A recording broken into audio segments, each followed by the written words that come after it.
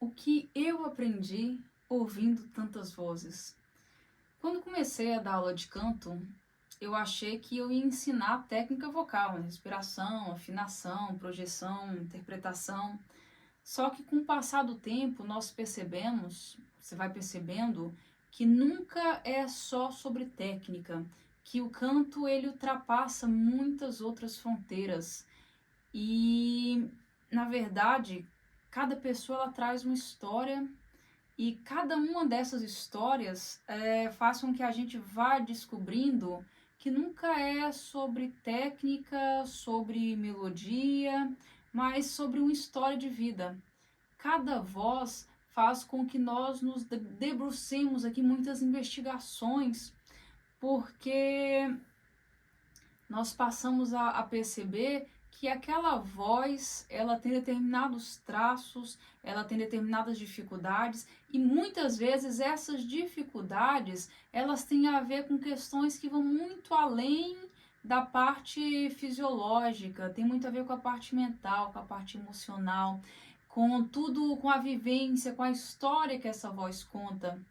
Então, nesse último episódio dessa primeira temporada do podcast Quintal dos Sons, eu gostaria aqui de compartilhar algumas coisas que eu aprendi ouvindo centenas de vozes aqui ao longo desses meus anos, né, de carreira como professora de canto.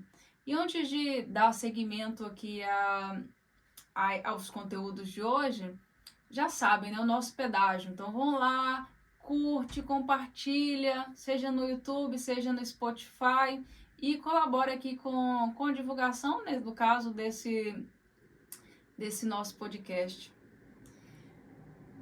Ao longo aqui de mais de 20 anos como professora de canto, eu conheci centenas de vozes de diversos países, diversos sotaques, e nenhuma delas chegou com um único objetivo de cantar melhor. Cada uma delas tinha um objetivo diferente. Umas queriam melhorar a afinação, outras queriam melhorar e perder a vergonha de cantar, outros queriam que o canto se tornasse aqui um hobby. Eu já tive situação de pessoa que falou que todos os hobbies dela viraram um trabalho. Então ela queria um hobby que ela pudesse só se divertir. Então também já tive que outras situações de pessoas que só queriam se superar, só queriam saber o quanto eram capazes. Como também já tive outras situações em que as pessoas só queriam passar menos vergonha na hora de ir para um karaokê com os amigos. Então nós temos aqui diversos objetivos, mas dentro desses objetivos eu percebi que nunca era só por conta da música. As pessoas procuravam também um lugar para poder serem elas mesmas e também se descobrirem. Então, no início, eu acreditava aqui que uma boa aula seria aquela em que o aluno saísse cantando. A aula foi boa quando o aluno superou ali uma determinada dificuldade e conseguiu cantar bem. Só que aí eu comecei a perceber que só a técnica ela não supria toda a necessidade. Eu comecei a perceber também que havia muitos alunos que chegavam aqui com dificuldades que ultrapassavam só a questão fisiológica. Medo, também, além do medo, vergonha, timidez, várias outras coisas que eram muito mais complexas do que só treinar, né? Do que só estar ali a fazer um treino vocal. Porque a técnica, ela se aprende. Pode demorar mais ou menos tempo, mas ela é aprendida. A respiração se treina, a afinação se melhora. Só que a confiança em si mesmo, ela precisa ser construída, ela é um processo. E isso acaba por levar muito mais tempo. Já tive alunos que tinham vozes incríveis, tecnicamente quase perfeitas, mas que não conseguiam soltar e desenvolver o potencial por não confiar.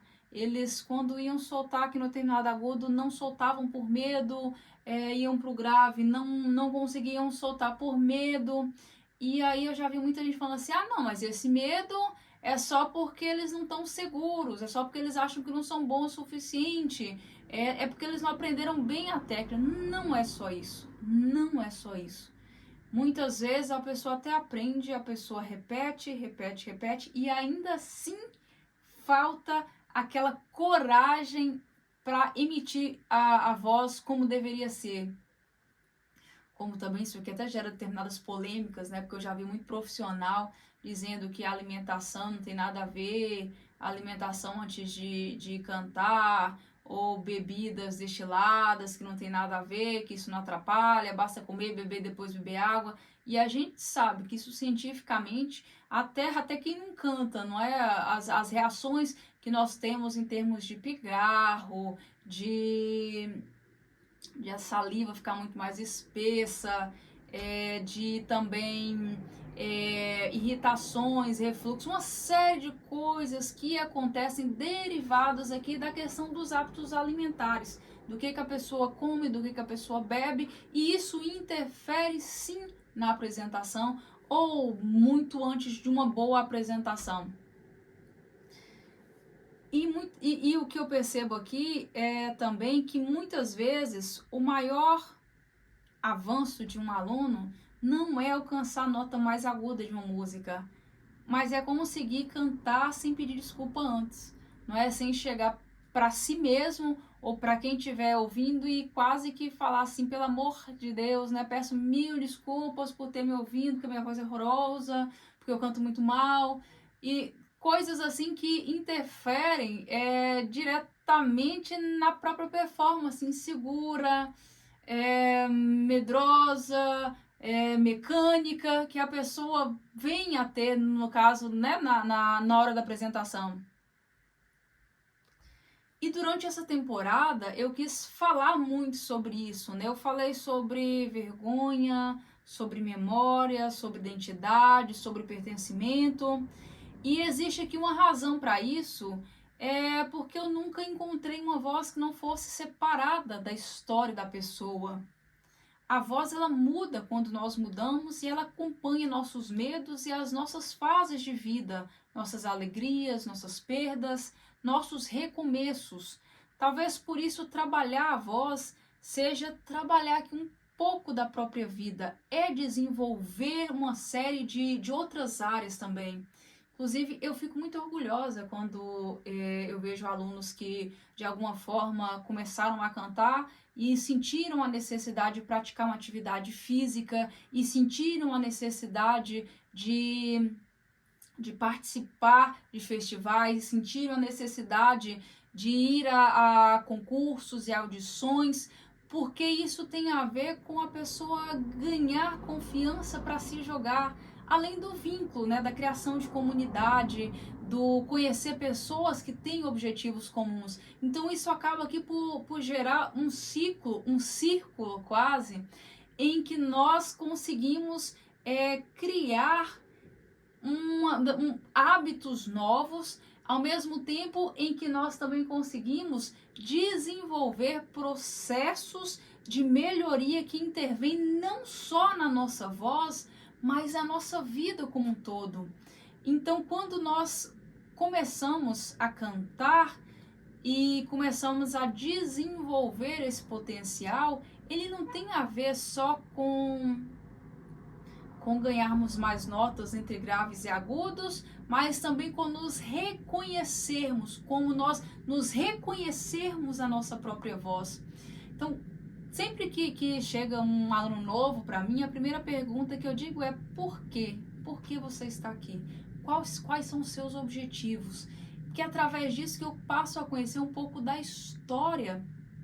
E ao conhecer um pouco da história, eu também conheço um pouco dessa voz.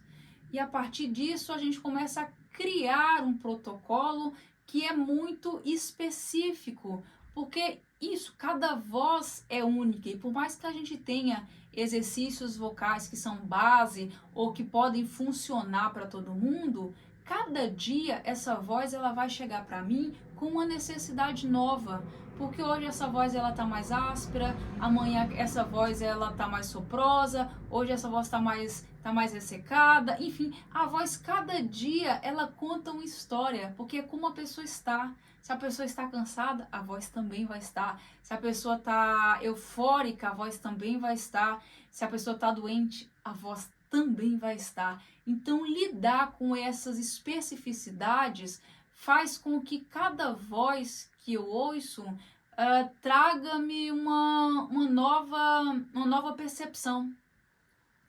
E sendo eu, né, uma professora de canto e percebendo que as pessoas sabem que eu estou para ensinar, mas a verdade é que eu aprendo todos os dias. Eu aprendo com quem enfrenta o medo de cantar pela primeira vez, eu aprendo com quem descobre a potência que nunca imaginou ter, eu aprendo com quem chora depois de conseguir cantar a música inteira, eu aprendo com os alunos que eu levo para os recitais e que passam ali meses dizendo que não estão preparados, que na última semana começa tudo a dar errado, começa desafinações que nunca existiram, começam a aparecer.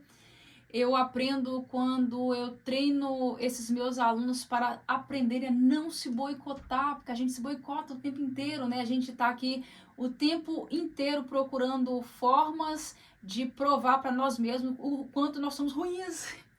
Deveria ser o contrário, né? Mas não. A gente está sempre procurando formas de dizer o quanto que a nossa voz não é boa, o quanto que a nossa voz é insuportável, o quanto que nós ainda temos que melhorar. E aqui a gente foca em que eles percebam as melhorias, o que eles avançaram. E quando chegar em palco, mesmo que não queiram seguir carreira, mas o palco muitas vezes é uma fase transitória para vencer o próprio medo, vencer a ansiedade, o nervosismo e também para perceber que ele pode, ele é capaz. E ao mesmo tempo também dizer sobre a sua coragem e que essa coragem ela não é ausência de medo, é você conseguir ir com medo mesmo.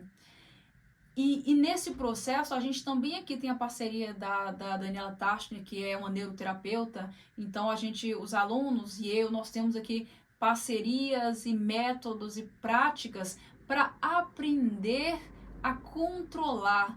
Não é para eliminar, até porque faz parte. Eu acho que o dia que nós vamos para o palco e a gente não sente esse pequena essa fagulha de medo de não conseguir dar conta ou de não entregar o melhor que a gente se propôs, a gente perde também a motivação de fazer sempre melhor.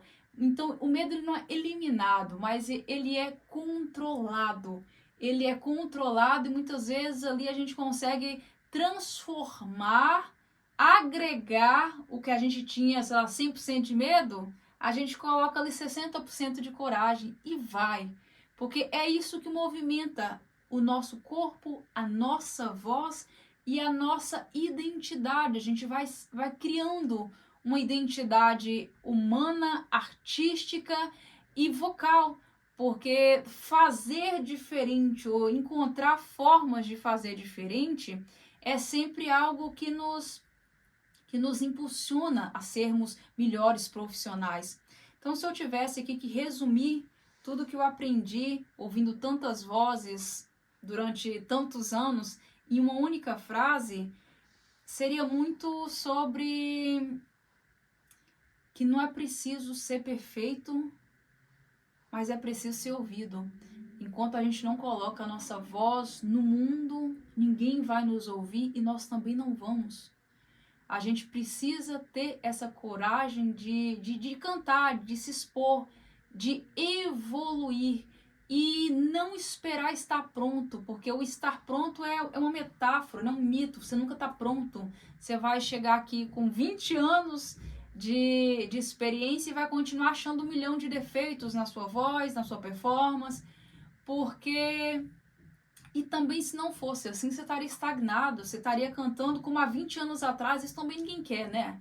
A gente quer evoluir, a gente quer estar aqui num processo evolutivo em que daqui 5 anos a gente vai estar muito melhor do que hoje, daqui 10 anos vai estar muito melhor do que assim, e assim por diante, ou seja, num processo de evolução contínuo.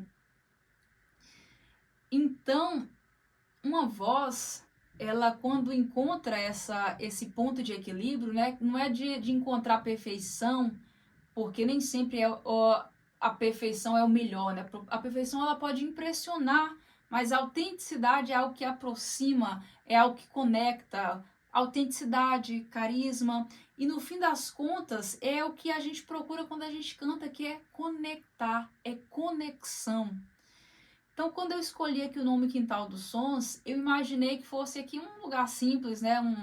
Um lugar onde a gente se sente confortável, um lugar onde as pessoas pudessem chegar sem medo, conversar, lembrar, cantar, refletir.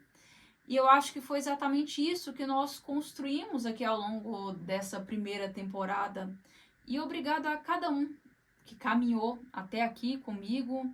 Obrigado por emprestar os seus ouvidos, seu tempo e de alguma forma também a sua voz.